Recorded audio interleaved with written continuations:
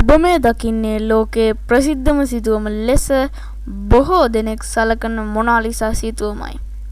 ඉතින් බොහෝ දෙනෙක් මෙහි අභිරහස් ගැන උනන්දු වුණත් අද වෙබ් පයිලට් සොයන්නේ වෙනම දෙයක්. ආරාධනා කරනවා අවසානයේ තෙක් රැඳී සිටීමට මේ The Web Pilot.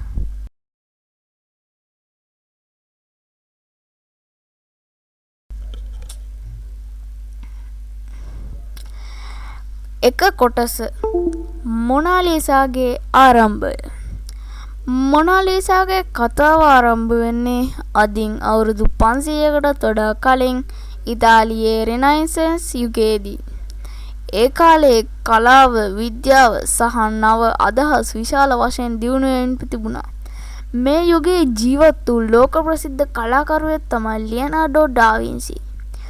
ලියනාඩෝ කලාකරුවෙක් විතරක් නෙවෙයි.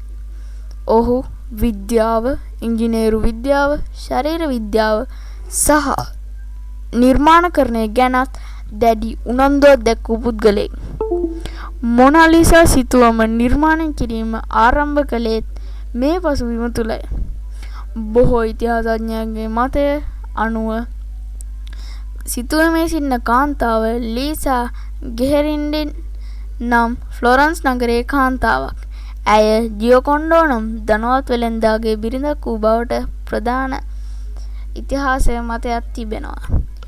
ඒ නිසා ඉතාලි භාෂාවෙන් මේ සිතුවම ලා ජියොකොන්ඩෝ කියන නමින් හැඳින්වෙනවා. ලියනාඩෝ ඇයගේ පෝට්‍රේට් එක නිර්මාණය කරන්න පටන් ගත්තේ 1503 වටා කාලයකදී බවට සාමාන්‍යයෙන් සැලකෙනවා. නමුත් මේක සරල පෝට්‍රේට් එකක් විදිහට පටන් ගත්තත් ඉදිරියේදී එය ලෝක ඉතිහාසයේ වඩාත්ම ප්‍රසිද්ධ බවට සිතුවමක් බවට පත්වෙයි කියලා ඒ කාලේ කවුරුත් දැනගෙන හිටියේ නෑ. ඉතින් මේ තියෙන්නේ ජිකොන්ඩෝගේ රූපයක්. මේ ඉන්නේ ජිකොන්ඩෝ. ඉතින් මේ තියෙන මොනාලිසා සිතුවම, මේ ඉන්නේ ලියනාඩෝ ඩා වින්සි. ඉතින් මෙයා ගොඩක් මේ උගත් බුද්ධිමත් විද්‍යාඥයෙක්. ඉතින් දෙක කොටස ලියනාඩෝගේ අසාමාන්‍ය නිර්මාණ ක්‍රමය. මොනාලිසාගේ විශේෂත්වය එහි කාන්තාවගේ මුහුණ විතරක් නෙවෙයි. ලියනාඩෝ ඩා වින්සි මෙම සිතුවම නිර්මාණය කිරීමේදී ඉතා සූක්ෂම ක්‍රම භාවිතා කළා. ඔහු වර්ණ අතර සීමා පැහැදිලිව පෙන්වනවා වෙනුවට ඉතා මෘදු එක් වර්ණයක් තවත් වර්ණයක් මිශ්‍ර කරා. අද ඒ ක්‍රමය ස්වොටොමොටෝ කියලා හඳුන්වනවා. ඒ නිසා මොනාලිසාගේ මුහුණේ ආලෝකය සහ සෙවණැල්ල අතර වෙනස ඉතාමත් මෘදු ලෙස පෙනෙනවා. ලියනාඩෝ මේ සිතුවම ඉක්මනින් අවසන් කරලා ලබා දුන්නා කියලා හිතන්න බෑ. ඔහු එය වසර ගණනාවක් තමන් ළඟ තබාගෙන නැවත නැවතත් වැඩ කළ බවට සාක්ෂි සහ ඉතිහාසගත අදහස් තියෙනවා. ඔහු වෙනත් ස්ථානවල ගමන් කරන විටත් සිතුවම ඔහු සමග තිබුණා කියලා සැලකෙනවා. මේ නිසා මොනාලිසා එක සරල කමිෂන් එකක් විතරක් නෙවෙයි, ලියනාඩෝගේ දිගුකාලීන කලාත්මක අත්දැකීමක් බවට පත් වුණා. ලියනාඩෝ 1519 දී ෆ්‍රාන්ස් හි මිය යන විටත් මොනාලිසා ඔහුගේ සන්තකයේ තිබුණා. පසුව සිතුවම ප්‍රංශයේ රාජකීය එකතුවට ඇතුළත් වුණා. මෙතනින් මොනාලිසාගේ ඉතිහාසය ඉටලි වලින් ෆ්‍රාන්ස් වෙතට ගමන් කරන අලුත් අදියරකට ඇතුළු වුණා. අංක 3 1911 දී සිදු වූ ලෝක ප්‍රසිද්ධ සොරකම. මේ කියන්නේ යන සොරකම ජාත්‍යන්තර මට්ටමේ සොරකමක්. ඉතින් ඒක වෙන්නේ 1911. මෙන්න ඒකේ කතාව. 1911 අගෝස්තු මාසයේදී ලුවර් මියුසියම් එකේ මොනාලිසා හදිසියේම අතුරුදහන් වුණා. මුලින්ම කෞතුකාගාරයේ සේවකයන්ට සිතුවම එහි නැවති බව පැහැදිලිව තේරුණේ පසුවයි. පරීක්ෂණ ආරම්භ කළ විට මොනාලිසා සොරකම් කර ඇති බව හෙළි වුණා. මේ සිදුවීම ලෝකය පුරා පුවත්පත්වල විශාල ප්‍රවෘත්තියක් බවට පත් වුණා.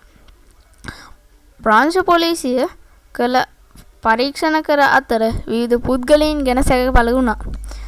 මොනාලිසා සොරකම කළ පුද්ගලයා වින්සෙන්ටෝ නම් ඉතාලි ජාතිකයෙකු බවට හෙළ වුණා.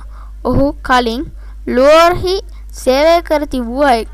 සොරකමෙන් පසුව මොනාලිසා අවුරුදු 2කට ආසන්න කාලයක් මහජනයාගෙන් අතුරුදහන්ව තිබුණා. අවසානයේ පෙරගිව් ඒ කියන්නේ වින්සෙන්ටෝ එය ඉටලි වෙත ගෙන ගොස් තිබූ බව හෙළ වුණා. ඔහු සිතුවම ඉතාලි වෙත ආපසු ගෙන යාමට උත්සාහ කළ බවත් ප්‍රකාශ කළත් එය නීතිමය වශයෙන් සොරකමක් වුණා. 1913 මොනාලිසා නැවත සොයාගත් අතර පසුව ෆ්‍රාන්ස් වෙත ආපසු ගෙන ගියා. මේ සොරකම නිසා ලෝකයේ මිනිසුන් මිලියන ගණනක් මොනාලිසා ගැන දැනගත්තා. ඒ නිසා 1911 සොරකම මොනාලිසාගේ ප්‍රසිද්ධ කලාකෘතියක් බවට පත්වීමේ ඉතිහාසයේ වැදගත් සිදුවීමක් වුණා. ඉතින් මොනාලිසා නැවත ලුවර් මියුසියම් වෙත පැමිණීමෙන් පසු එහි ජනප්‍රියත්වය තවත් වැඩි වුණා. ඉතින් මේ විදිහට තමයි මොනාලිසාගේ අතීත කතාව සිද්ධ වෙන්නේ. ඉතින් හැමෝම හොයන්නේ මේ මොනාලිසාගේ අභිරහස්. අභිරහස් විතරක් බෑ, අපි ඒක ඉතිහාසයක් දැනගෙන ඉන්න ඕනේ. මම බලාපොරොත්තු වෙනවා ඔයාලට ලියනාඩෝ ඇඳපු මෙන්න මේ මොනාලිසා සිතුවම ළඟදිම ඔයාලට අභිරහස් රසක් එක්ක කියන්න. ඉතින් වීඩියෝ එක හොඳයි කියලා තේරුණා නම් ලයික් කරලා කමෙන්ට් කරලා ෂෙයා කරන්න. බයි.